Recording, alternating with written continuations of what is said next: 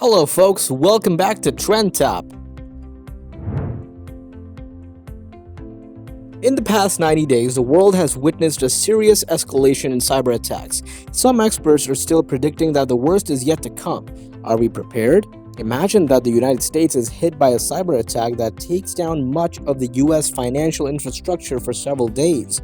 Internet sites of major banks are malfunctioning. ATMs are not working. Banks' internal accounting systems are going haywire. Millions of people are affected. The rise of ransomware. Cybercrime is a growing, highly successful and profitable industry. According to Cybersecurity Ventures, cybercrime costs will grow by 15% per year to reach US $10.5 trillion by 2025, the third greatest economy in the world after those of the US states and China. A big part of this is ransomware, multi-pronged attacks capturing an organization's data and systems. Since the start of the pandemic, ransomware attacks have increased by nearly 500% since the start of the COVID-19 pandemic.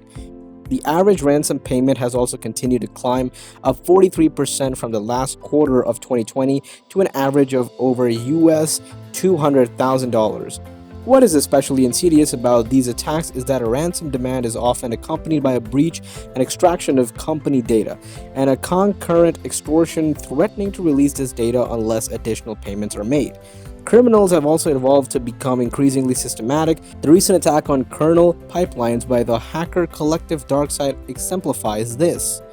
Like their state-sponsored counterparts, criminal collectives have created virtual organizations and enacted focused strategies.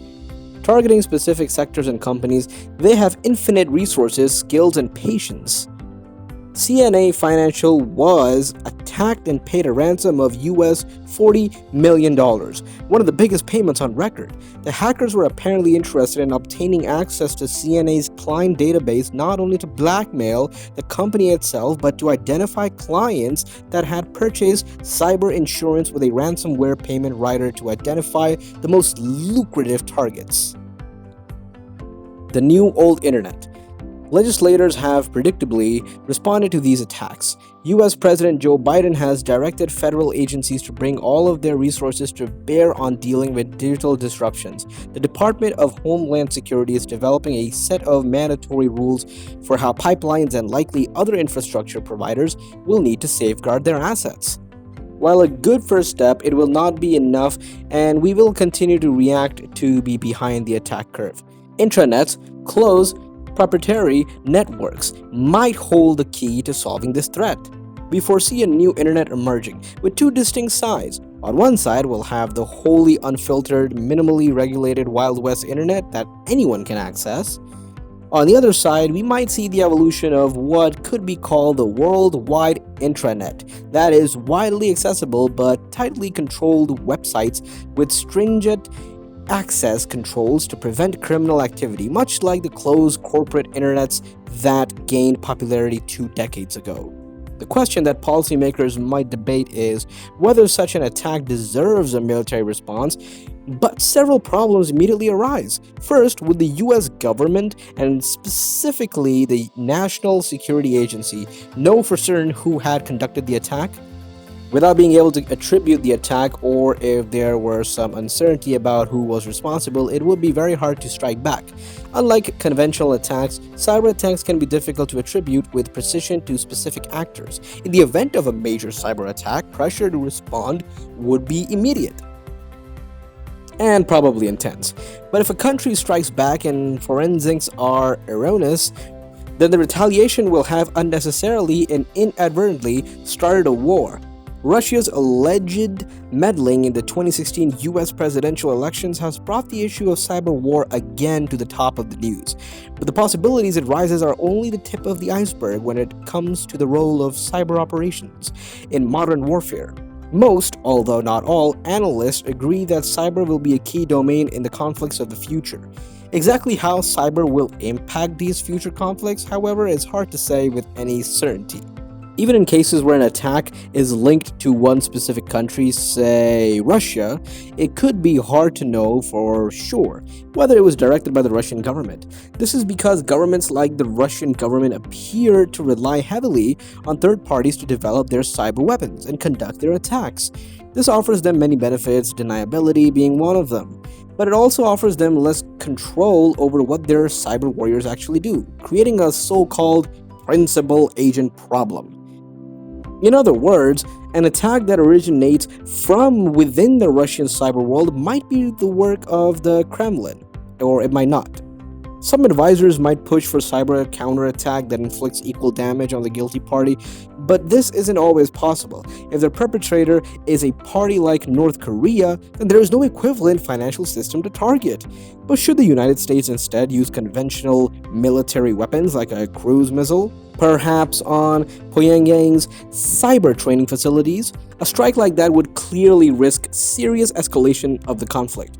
It might be seen as disproportionate if the US financial system had recovered in the interim with relatively minimal real damage.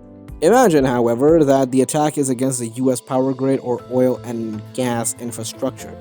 This kind of attack could easily have military consequences if it were extensive. The US military has backup power generation capability as well as stocks of fuel reserves, but these stories are not infinite. If such an attack on the US infrastructure has military consequences, the case for a cyber retaliation or even a Tomahawk cruise missile strike starts looking a lot stronger. Even if the US power grid were seriously affected by a cyber attack, however, the United States knew with a high degree of confidence who the guilty party was. There would be reasons for caution, especially if the attack was an isolated incident and there were no other signs of aggression or malign intent. This is because cyber attacks can have unanticipated consequences. With any military strike, collateral damage is always possible, but with most conventional attacks, methods of assessing and avoiding collateral damage are well developed and based on well-established physics principles and observational experience. For example, a cyber attack on the electrical grid might be intended to knock out the lights in a specific location, but end up affecting a whole region's energy supply. The world saw this potential with the Stuxnet worm. Apparently intended for a very specific isolated network, the worm was discovered precisely because it spread beyond its intended target into other related network systems. Stuxnet did not attack other control systems, but only because the designers programmed in a self-destruct date. If the designers had been less cautious, its effects would have been much more widespread. Therefore, before targeting a cruise missile at that cyber hub in Pyongyang, the US president would want to have at least some knowledge of both the intentions of the attacker and the consequences of the response. But a desperate foreign leader might miscalculate that he can get away with a superstitious attack on the US infrastructure for exactly these reasons. This is why context will make a big difference. It's relatively easy to assess the damage done by an attack on America's infrastructure, but less easy to assess the intent of that attack. If the US power grid is seriously disrupted by a cyber attack during an ongoing war with a known aggressor, it will be much easier to strike back with kinetic force or with cyber weapons, simply because it will be easy to assume the attack was intentional. Alternatively, a fearful foreign leader might lash out at the United States if she or he fears the United States is on the verge of conducting a devastating cyber attack.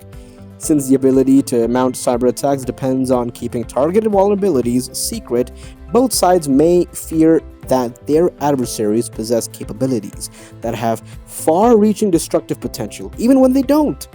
This fear, in turn, could increase the tendency toward preemptive action and hence escalation. Cyber adds new and significant uncertainty to warfare, making it difficult both to deter and respond. It will take some time and a great deal more of research and analysis before the problem is fully understood. Responsive security? Large online merchants like Amazon, the government, healthcare providers, or other large organizations will no longer tolerate criminal assaults on their and their stakeholders' data and resources. As such, as security measures like multi-factor authentication evolve, they will increasingly be adopted by these organizations and passed on to consumers as a condition of access. As a society, we accept controls when the cost of not having them becomes greater than the restrictions they impose. By 2025, the world will store 200 zettabytes of data. That's like 1 trillion gigabytes. The accompanying growth in transactions leaves us no other choice but to tighten identity and access controls.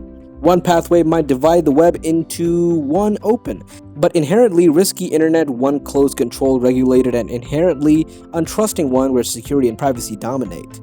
Thank you for watching. Don't forget to subscribe to the channel. See you in the next video.